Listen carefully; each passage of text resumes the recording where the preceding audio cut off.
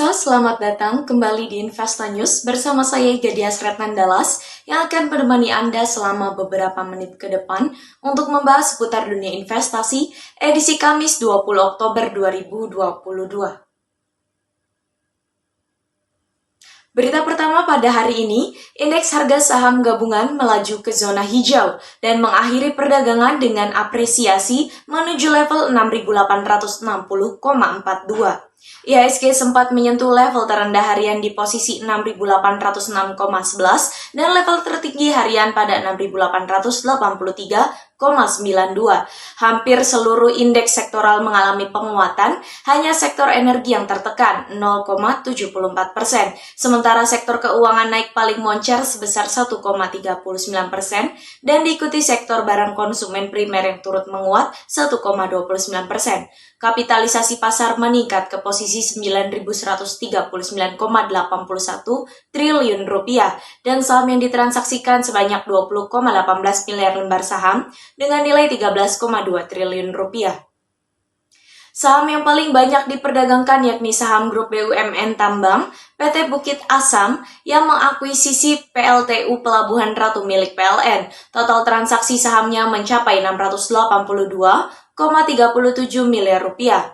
Selanjutnya, ada saham PT Bank Sentral Asia yang ditransaksikan senilai 552,66 miliar rupiah. Saham PT Unilever Indonesia sebesar 427,53 miliar rupiah dan saham PT Bank Jago 373,05 miliar rupiah. Pada bursa saham Asia, mayoritas indeks acuan utama mengalami koreksi. Di sisi lain, indeks cuan utama bursa Amerika Serikat Wall Street mengalami penguatan. Kabar global yang membayangi pasar yakni inflasi tahunan Inggris pada September naik menjadi 10,1% dan sekaligus kembali ke level tertinggi selama 40 tahun yang besarannya sama dengan Juli 2022 lalu. Selain itu, harga batu bara Newcastle selama sepekan terakhir ini mengalami koreksi dan sudah berada di bawah level 400 US dollar per ton. Harga batu bara terus melandai seiring dengan memudarnya persoalan gas di kawasan Eropa. Pada perdagangan Selasa, harga batu bara kontrak November di pasar ICE Newcastle ditutup di harga 386,8 US dollar per ton. Berita selanjutnya datang dari proyeksi IHSG. Indeks harga saham gabungan masih melanjutkan tren penguatan yang dimulai awal pekan ini. Kemarin, indeks saham ditutup menguat di level 6.860,42. Analis memprediksi IHSG berpotensi masih bertahan di zona hijau pada perdagangan hari ini. Analis Pintrako Sekuritas Valdi Kurniawan memaparkan rebound IHSG kemarin masih tertahan pada resisten 6.860 yang akan menjadi pivot level untuk perdagangan Kamis. IHSG juga membentuk upper shadow yang cukup panjang di perdagangan pekan ini. Ini menunjukkan kemungkinan indeks akan bergerak sideways di rentan 6.800 hingga 6.900 di hari ini. Secara fundamental, menurut Valdi, pergerakan IHSG masih dibayangi kecenderungan pelemahan nilai tukar rupiah. Tekanan pada rupiah diperkirakan meningkat seiring ekspektasi pengetatan kebijakan moneter agresif oleh Bank of England dan European Central Bank merespon data inflasi di Inggris dan zona euro yang kembali meningkat di September 2022 ini. Karena itu, para pelaku pasar juga akan mencermati hasil rapat Dewan Gubernur Bank Indonesia pada hari ini. Ada ekspektasi Bank Indonesia menaikkan suku bunga 50 basis poin. Valdi menuturkan pelaku pasar juga mengantisipasi realisasi data investasi kuartal ketiga 2022. Analis MNC Sekuritas Herditya Wicaksana menambahkan, pergerakan IHSG hari ini juga akan dipengaruhi oleh sentimen rilis kinerja keuangan emiten kuartal ketiga di Amerika Serikat yang dinilai masih cukup baik. Herditya memprediksi indeks saham masih berpeluang melanjutkan penguatan. Selama IHSG tidak terkoreksi ke bawah 6.747 sebagai support, maka IHSG berpeluang melanjutkan penguatannya lagi ke 6.950. Kendati demikian, ia juga menilai IHSG masih bisa terkoreksi untuk menguji level 6.780 hingga 6.800. Untuk perdagangan Kamis, Valdi menilai saham defensif masih menjadi fokus pelaku pasar. Untuk topik Valdi hari ini meliputi MAPI, AALI, LSIP, dan KLBF. Ia juga melihat peluang rebound teknikal di MDKA, PTPP, WIKA, ASII, INCO, dan BUKA. Sedangkan Herditia menyarankan investor dapat melirik saham SSMS, APLN, dan juga ESSA.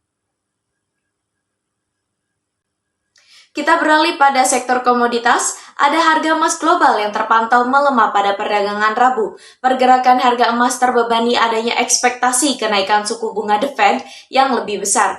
Ekspektasi kenaikan suku bunga tersebut diperkuat setelah adanya data inflasi konsumen negeri Paman Sam yang kian memanas. Pasar memperkirakan peningkatan kenaikan suku bunga acuan sebesar 75 basis poin pada November mendatang. Pada perdagangan Rabu petang 19 Oktober pukul 15.20 waktu Indonesia bagian Barat, kontrak emas paling aktif untuk pengiriman Agustus di divisi COMEX New York Exchange melemah 0,63% menjadi 1.645,45 US dollar per troy ounce.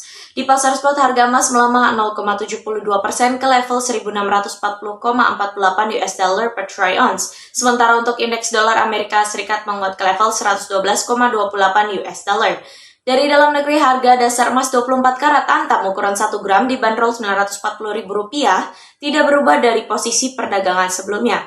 Harga buyback emas antam terpantau berada di level Rp822.000 per gram, tidak berubah dari posisi perdagangan sebelumnya. Selanjutnya pada sektor komoditas yang kedua ada harga minyak mentah dunia yang naik pada perdagangan Rabu kemarin, mengurangi dampak penurunan pada sesi perdagangan sebelumnya.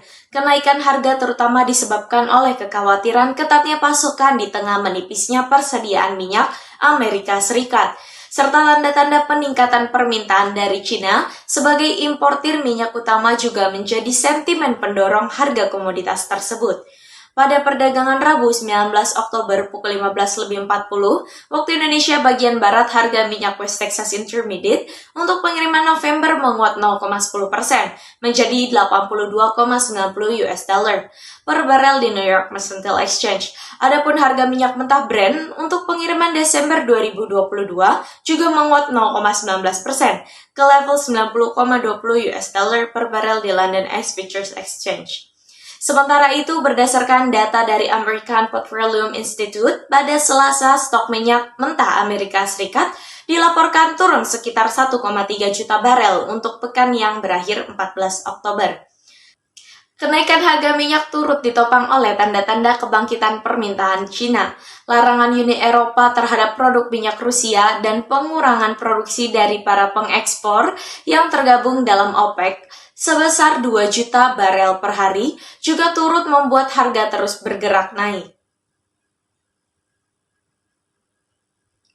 Berita penutup kita pada pagi hari ini, pelaksanaan rapat Dewan Gubernur Bank Indonesia akan mempengaruhi pergerakan mata uang Garuda pada hari ini.